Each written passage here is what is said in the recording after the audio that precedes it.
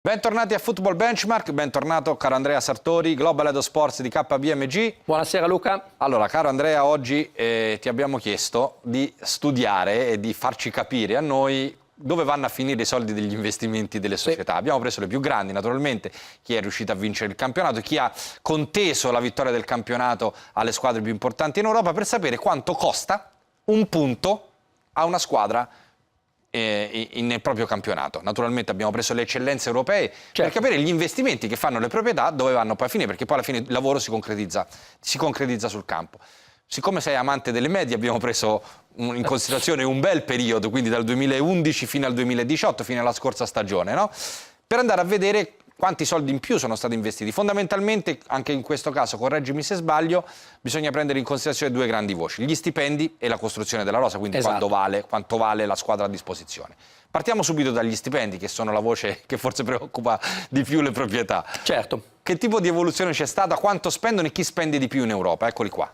Allora, prima di tutto ci riferiamo a 7 anni e come hai detto giustamente tu, io amo un po' le medie, ma perché? Perché le medie vanno ad appiattire un po' gli eccessi, le depressioni, ma anche i picchi. Che squadre abbiamo selezionato qui? Delle squadre che hanno vinto almeno una volta il campionato negli ultimi 7 anni. Se prendiamo la media stipendi di queste 8 squadre, è 350 milioni. La media. Però se prendiamo il picco, che è appunto il Barcellona, il valore è 562 milioni di euro. È il club al mondo che ha il monte ingaggio più alto, inclusi anche gli sport americani. Barcellona, che era alto già 7 stagioni fa, ha raddoppiato la cifra. Ha raddoppiato la cifra, 118% di crescita e negli anni ha mantenuto un valore degli stipendi di circa 350 milioni. Tanto per dare un'idea, la Juventus a livello di stipendi nella stagione 17-18 ha speso 260 milioni di euro, anche se però la crescita è stata del 73%. Quindi non banale. Non banale, anche se però il record a livello di crescita è quello del Paris Saint-Germain, che chiaramente con l'arrivo di Neymar e Mbappé è passato... Avremmo scommesso, diciamo. Quindi anche perché negli ultimi 7 anni c'è l'ingresso di fatto a piene mani della nuova proprietà. Esattamente, e copre appunto questo periodo con una crescita appunto del 165%. Ci aspettiamo un leggero aumento anche della Juventus per il prossimo anno, lo chiamiamo l'effetto Cristiano Ronaldo? Sì. Ci sarà anche un effetto, diciamo, cristiano su questo i valori, certamente. Allora, dicevamo due dati, gli stipendi, ma naturalmente anche il valore della rosa. Come si sono evoluti i valori della rosa in queste ultime 7 stagioni, lo vediamo nella prossima grafica, con il Barcellona che rimane in testa a questa classifica e che arriva al miliardo di euro di valutazione.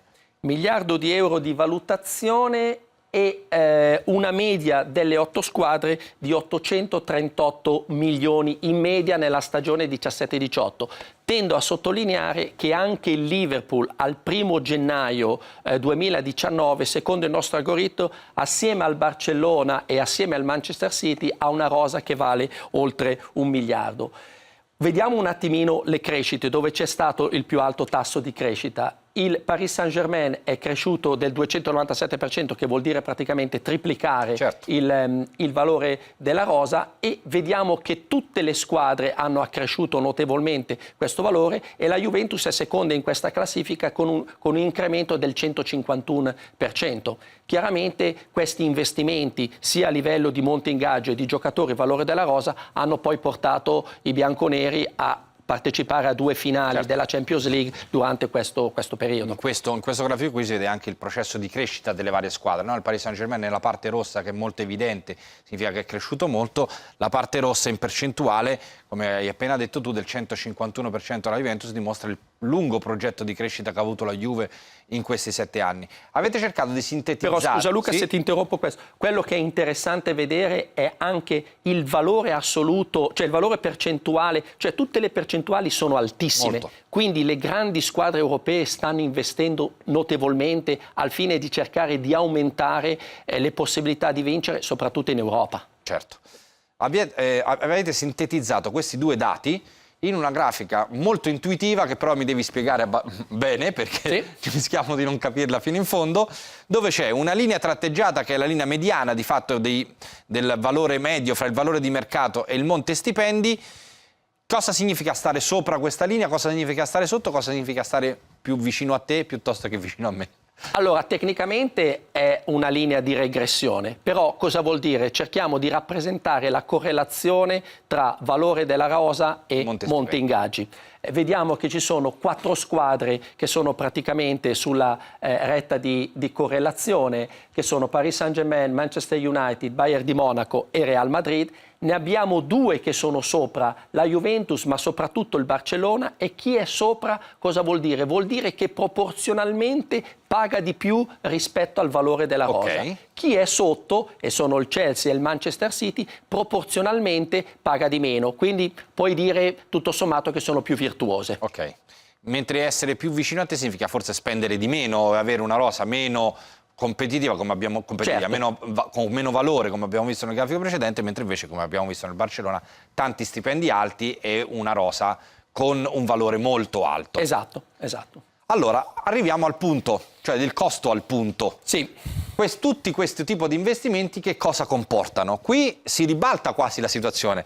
La Juventus, che ha vinto gli ultimi 7 campionati e che di media, perché il numerino che vedete in mezzo alle colonne è il piazzamento medio delle ultime 7 stagioni. La media di 7 campionati vinti fa 1, il Bayern Monaco è molto vicino alla Juventus, ma la Juventus è quella che spendendo 2.300.000 euro appunto è la più virtuosa fra queste squadre. Sì, come del resto sono più virtuose anche Bayern di Monaco e Paris Saint-Germain. Però qual è la conclusione di questo? Che sono i 3 campionati rispetto a quello della Liga, anche se la giocano sempre in 2 o 3, e rispetto al campionato inglese in cui se la giocano in 4 o 5, che sono meno competitivi. Di conseguenza, per vincere il campionato nazionale serve meno, diciamo. Serve meno. È vero che però queste squadre sono anche squadre che vogliono vincere in Europa. Quindi l'analisi deve essere fatta guardando alla base di questa grafica e vedendo il numero di campionati vinti, però bisogna anche vedere poi i piazzamenti e i successi in Europa. Se prendiamo le prime 3 abbiamo praticamente il Manchester United, che non ha mai vinto la Champions League durante questo periodo, e il Real Madrid, che ne ha vinte 4, il Barcellona che ne ha vinta una, quindi hai 5 squadre praticamente nelle prime 3. Ed è questo che in un certo senso mostra ancora una volta un po' la mancanza di competitività in alcuni campionati europei. Non c'è dubbio, l'altro dato è che il Paris Saint-Germain e il Barcellona, che mediamente hanno lo stesso piazzamento negli ultimi 7 anni, testimonianza che alla fine si divide la piazza con il Real Madrid, il costo al punto del Barcellona è notevolmente più alto di quello del Paris Saint-Germain per il discorso degli stipendi più alti in Europa. Esatto, però se tu vai a paragonare Manchester United e Barcellona, che hanno un costo al punto simile, il Barcellona ha vinto molto di più. Il Barcellona ha vinto molto di più e anche ha vinto almeno una volta la Champions League. Andiamo a vedere i competitor, perché è molto interessante riuscire a capire anche come scalzare queste top 8, chiamiamole così, no? E abbiamo individuato chi ha conteso maggiormente il campionato, in qualche caso vincendolo anche, come l'Atletico Madrid o come il Borussia Dortmund, alle squadre precedenti nei vari campionati. E anche qui l'Italia, cioè il Napoli, è la più virtuosa, cioè quella che riesce a fare più punti o riesce a pagare meno il punto. Esattamente, piazzandosi molto bene in campionato, di media arrivando terza, ma qualificandosi anche 5 volte su 7 alla Champions League. Cioè questa è l'analisi che deve essere fatta. Bisogna incrociare i risultati di campionato con poi partecipazione alle coppe europee. Se prendiamo l'Inter, che spende 2,2 milioni di euro al punto, ha una media di piazzamento che è il 6° posto e si è qualificata una volta su 7 alla Champions League.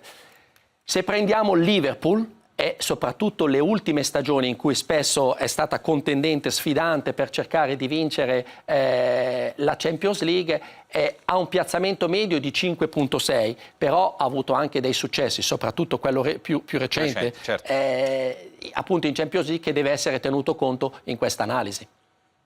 Andando a guardare invece le italiane, perché parliamo molto della possibilità delle squadre italiane di poter scalzare la Juventus, qui abbiamo analizzato di fatto soltanto Napoli, Inter e Roma, vi abbiamo chiesto la possibilità di capire quanto si spende al punto in Serie A.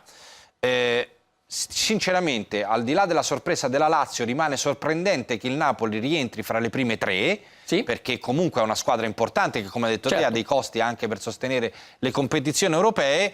Forse senza stupore vediamo Inter e Milan fra le squadre che spendono di più per i propri punti. Inter e Milan in diciamo 5 stagioni su 6, se ben ricordo, hanno avuto il secondo monte ingaggi più alto della Serie A. Mi sembra 3 volte il Milan e 2 volte l'Inter. Attenzione, il fatto che la spesa al punto del Milan è più alta rispetto a quella della Juventus non significa che il monte ingaggi è superiore, certo, perché chiaramente al denominatore della frazione abbiamo i punti realizzati che tutto sommato sono stati molto inferiori a quelli della Juventus. Ma in questa classifica bisogna anche considerare, come hai detto giustamente, il Napoli, che praticamente ha una spesa al punto molto simile a quella della Fiorentina. Però il Napoli si è qualificato 5 volte su 7 alla Champions League, come del resto si è qualificata la Lazio una volta su 7, partecipando tantissime volte alle competizioni europee. Mi spiace che non c'è il dato dell'Atalanta, perché prendendo uno storico importante come questo penso che avrebbe dei risultati che mostrerebbero la virtuosità della società di Percassi. Bene Andrea, allora magari il focus sull'Atalanta cercheremo di farlo nelle prossime puntate di Football Benchmark. Intanto io ti ringrazio, grazie anche a voi per averci seguito. Football Benchmark naturalmente torna la prossima settimana.